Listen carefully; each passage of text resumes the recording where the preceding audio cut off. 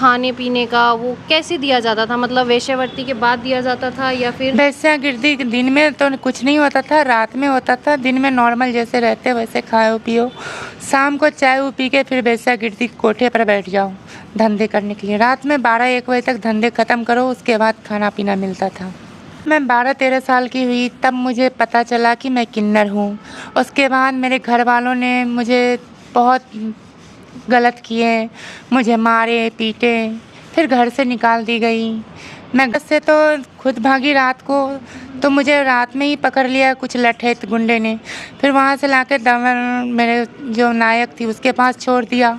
वहाँ से लाने के बाद वो बोली कि अब ये बाहर का रास्ता देख लिया, अब इसको यहाँ से हटाओ, इसे कोलकाता में जाके बेच दो। फिर उसमें पापा का भी रुख सही नहीं था, वो भी हमेशा मार पीट करो, घर से भगाओ, ये करो। माँ बाप का भी प्यार नहीं मिला। कब पता? नमस्कार, मेरा नाम यशस्विनी है। आदमी और औरत पे हम सब बात करते हैं, हमें सबको पता है उनको पढ़ाई में आरक्षण है, उन्हें हर चीज़ में आधा आधा हिस्से की बात हमारे देश में सालों से की जा रही है कि पुरुष के ये अधिकार हैं, औरत के ये अधिकार है। लेकिन एक और हमारे बीच में समाज है जिसे हम किन्नर समाज कहते हैं, या अगर कानूनी भाषा में कहें तो थर्ड जेंडर, जो अपनी वही परेशानियों से जूझते हैं लेकिन हम उनको नज़रअंदाज कर देते हैं। हम एक ताली बजाते किन्नर पे ध्यान नहीं देना चाहते क्योंकि हमें लगता है वो ताली बजा के हमें सिर्फ परेशान ही करेगा, पर हम उसके पीछे की जो कहानी है वो वहाँ तक कैसे आया, उसने वहाँ तक आने में क्या समस्याओं को देखा, जूझा, किन भावनात्मक और उनसे वो गुज़रा, उससे हमें कोई लेना देना नहीं होता, हम उससे वो जुड़ाव रखते ही नहीं हैं। लेकिन हाँ, अगर हमने गोद में कोई बच्चे को देखा या एक माँ को देखा तो हम लोग जुड़ाव कर लेते हैं क्योंकि हम उस चीज़ को आम मानते हैं। लेकिन आज हम जिनके पास आए हैं वो एक थर्ड जेंडर हैं। अभी हम जब जा रहे थे तो वो हमें रास्ते में मिले, उनसे हमने कुछ बातचीत की, उनका पीछे का जो हमने जाना कि वो कहाँ से आई, कैसे उनकी जर्नी रही, वो काफ़ी भावुक और बात करने वाली थी। तो हमने सोचा क्यों ना हम उनसे आज बातचीत करें और हमारे माध्यम से उनका भी एक जो साइड है वो आप लोगों को दिखाएं। तो हमारे साथ जानवी जी हैं, आइए। नमस्कार। नमस्ते। कैसे हैं आप? बढ़िया। कहाँ से हैं? मैं हैदराबाद से हूँ। हैदराबाद से। तो आप अपना बताएंगे, आपने पढ़ाई लिखाई कहाँ तक की हुई है? मैं डबल ग्रेजुएशन की है, पीएचडी की है और लॉ की है, ये सारे क्वालिफिकेशन में कर रखी है। तो आपको सोसाइटी में किन्नर, हिंजड़ा, छक्का ऐसे शब्दों से लोग संबोधित करते हैं। हाँ।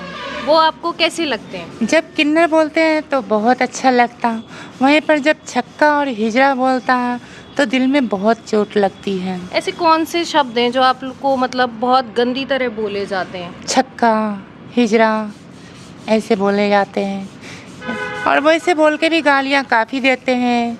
ये छक्का देख ले जा रहा है, ये हिजड़ा है, ये ऐसे है वैसे है, भगा छक्के को, ऐसे बोलते हैं। मतलब इज्जत नहीं देते हैं आपको? नहीं, इज्जत नहीं मिलती। तो बहुत कम लोग हैं जो मुझे इज्जत देते हैं, बहुत कम लोग हैं जो रेस्पेक्ट करते हैं। बुआ जी बैठो, दीदी बैठो, ऐसे रेस्पेक्ट देते हैं, बाकी कोई इज्जत नहीं मिलती। अच्छा, एक बात बताओ, आप बचपन से तो हमें पता नहीं होता हम कौन से जेंडर के हैं। हाँ। आपको ये बात कब पता चली और जब आपको पता चली तब आपके घर वालों का सहयोग आपके लिए कैसा था? जब मैं 12-13 साल की हुई तब मुझे पता चला कि मैं किन्नर हूँ। उसके बाद मेरे घर वालों ने मुझे बहुत गलत किए, मुझे मारे पीटे, फिर घर से निकाल दी गई। मैं घर से जहाँ तहाँ जैसे तैसे रही, शमशान घाट में रही 4 महीने 5 महीने, वहाँ रह के फिर जैसे तैसे वहाँ से आई तो मुझे बनारस में किन्नर ने ही बेच दिया था। तो आप कितने भाई बहन हो? मेरे ऊपर 5 भाई बड़े हैं और एक बहन जुड़वा थी जो आज से 2 साल 3 साल पहले एक्सपायर कर चुकी है। अच्छा, तो आपके 5 बड़े भाई थे, तो उनमें से आपको किसी भी भाई ने नहीं समझा? क्योंकि आप किस उम्र में आपका पता चला था? मुझे 12-13 साल में पता चला था। मुझे किसी भाई ने नहीं समझा, ना किसी भाभी ने समझ पाया।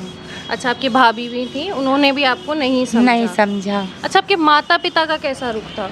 मम्मी पापा का भी रुख सही नहीं था, वो भी हमेशा मार पीट करो, घर से भगाओ, ये करो। माँ बाप का भी प्यार नहीं मिला। कब पता लगा आप किन्नर हो? मैं 12-13 साल की हुई, जब 10+2 कर ली तब जाके पता चला। तब आपको पता चला कि आप किन्नर हो, और हाँ। वो बात आपको किसने बताई? मैं भाभी ने बताई और फिर गांव के मुखिया पंच से पता चला। फिर मुखिया पंच के कारण ही मुझे गांव से निकाला गया, घर से निकाला गया। अच्छा, पंचायत में आपका फैसला किया गया कि हाँ, आपको यहाँ नहीं नहीं जाएगा। रखा जाएगा। अच्छा, फिर आप कहाँ गए? फिर मैं वहाँ से निकालने के बाद मैं शमशान घाट में रही। 5-6 महीने वहाँ रहने के बाद फिर मुझे बनारस में बेच दिया गया। बनारस में बिकने के बाद कोठे पर रही, कुछ दिन धंधे पर उतारा गया। फिर वहाँ से जैसे तैसे मैं भागी, तो भागने के बाद मैं कोलकाता सोनागाछी चली गई। वहाँ पर 4-5 साल रही। फिर वहाँ से जैसे तैसे भागी, तो फिर जाके अपनी खुद से पढ़ाई की, क्वालिफ़िकेशन इकट्ठा की। फिर कहीं पर प्राइवेट सेक्टर में जॉब पकड़ी और फिर जॉब करने लगी।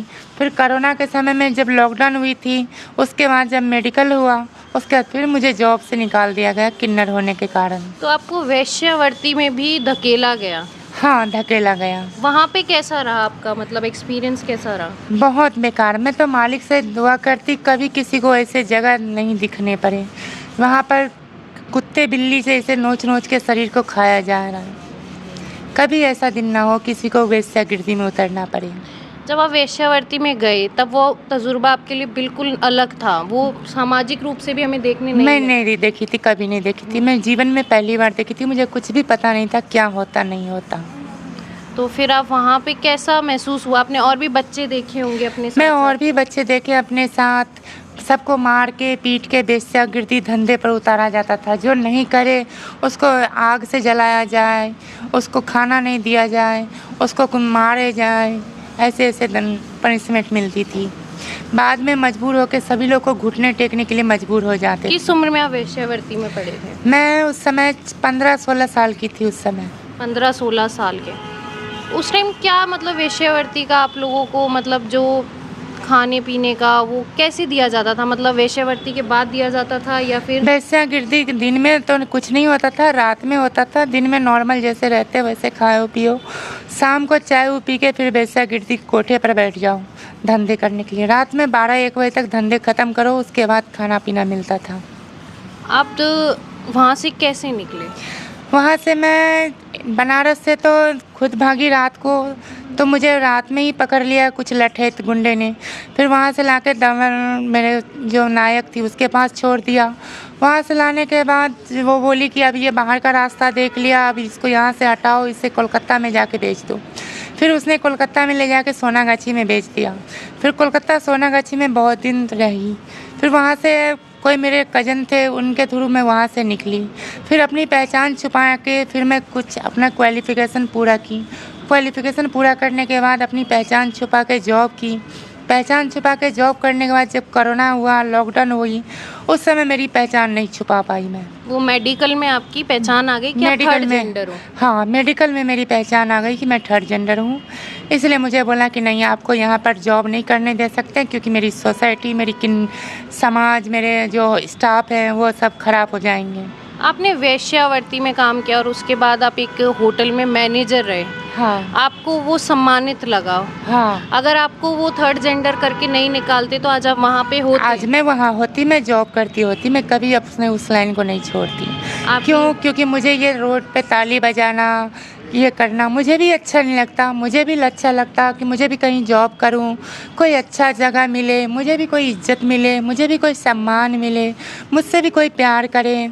जो थर्ड जेंडर है, अब उसको पढ़ने लिखने, नौकरी, सब चीज़ का एक समान अधिकार धीरे धीरे सही दिया जा रहा है। हाँ। तो आप अब आप पढ़े लिखे हो, तो आप आगे क्यों नहीं आगे बढ़ना? आगे इसलिए बढ़ना चाह रही है आपकी लोगों के नज़र में मैं आ चुकी है कि मैं यहाँ रोड पे ताली बजा के पैसे मांग रही है।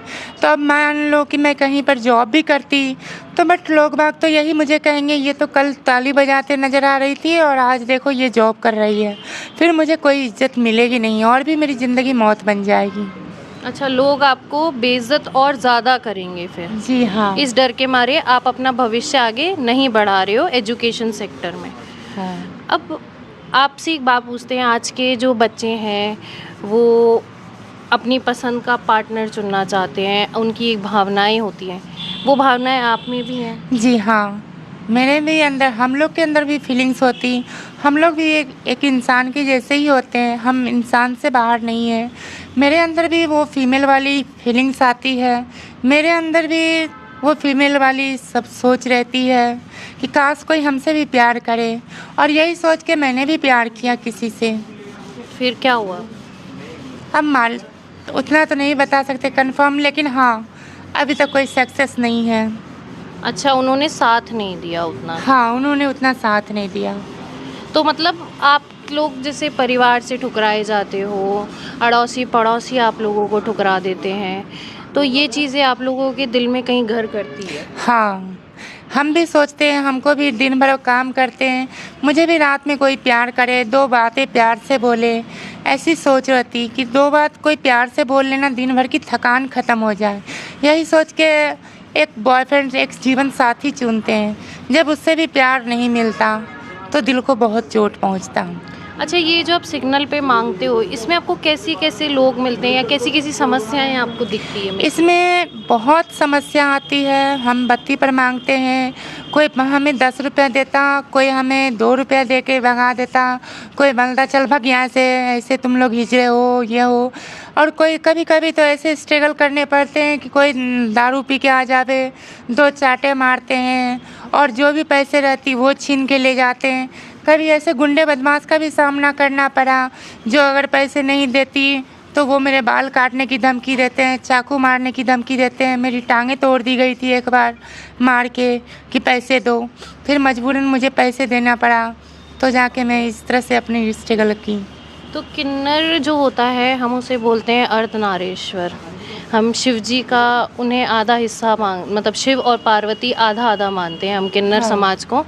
तो हम उस सम्मान जो हम उनका करते हैं, वो आपको नहीं दिखता? नहीं दिखता, लोगों के लहजे में नहीं नहीं दिखता। केवल ये कहने की और किताबों की बातें ही रह गई कि किन्नर एक अर्धनारीश्वर है, उसका ये है वो है। लेकिन आज के दौर में बदलते हालात के समय सिर्फ किन्नर को एक गाली के रूप में देखा जाता है और कुछ नहीं। पहले वाला प्यार सम्मान नहीं रहा। सामने बहुत से लोग हैं, मुंह पर बुआ जी ताई जी बोलते हैं, लेकिन पीछे में गाली ही देते हैं।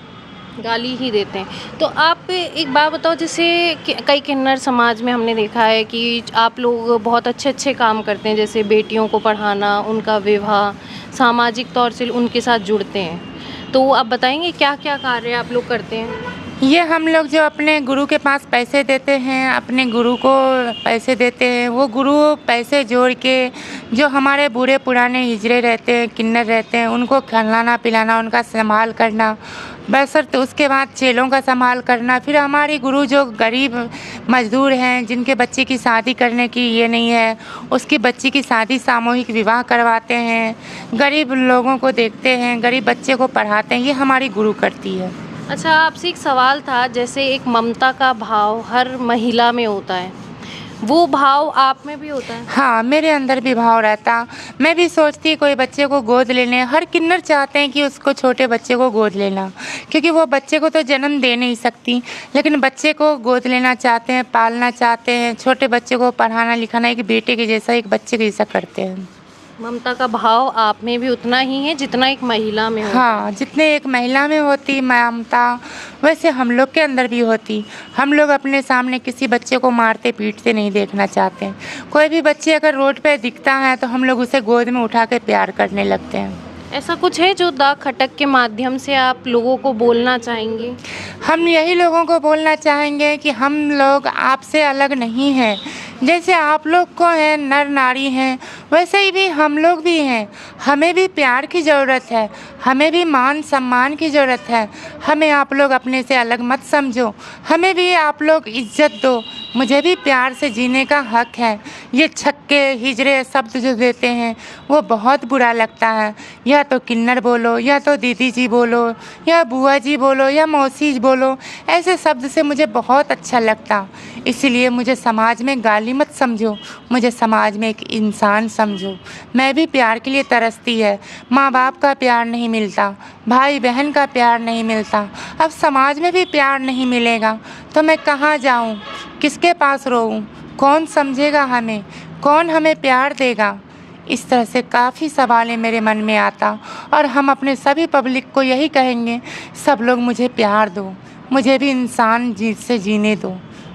द खटक के माध्यम से हमने समाज में एक और हिस्सा जो हमारे साथ रहता है, किन्नर समाज, किन्नर लोगों से हमने आज बात की। ये हमारे साथ जानवी जी थी जो काफ़ी ही अच्छी थी, जिन्होंने अपने जर्नी के बारे में हमें बताया, किन्नर लोगों की सोच के बारे में बताया, जो हम कभी रुक के बातचीत नहीं करते उनसे। अगर हम बातचीत करें उनसे रुक के तो हमें पता लगेगा कि वो लोग किन चीज़ों से जूझ रहे हैं। समाज में एक अलग तरफ उन्हें साइड किनारे कर देना, उनका बहिष्कार करना, उन्हें गंदी गाली देना, उनकी इज़्ज़त को समझना नहीं, ये चीज़ हम उनके साथ बहुत गलत करते हैं और नाइंसाफ़ी करते हैं।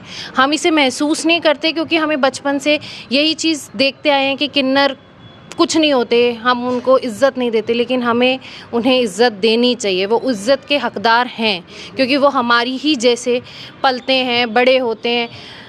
हमसे उनके दुख अलग होते हैं क्योंकि हम सोसाइटी में एक्सेप्टेबल हैं और वो नहीं है, ऐसा कहा जाता है। लेकिन अगर हम उन्हें एक्सेप्ट करें, हम उन्हें अपने जैसा समझें, अपने समाज में घुलाएं मिलाएं, तो वो भी उसी तरह उन्हीं स्ट्रगल से साथ जाएंगे। उम्मीद है इस इंटरव्यू से हम एक अच्छा मैसेज पहुंचा पाए होंगे आपके साथ। धन्यवाद। कैमरा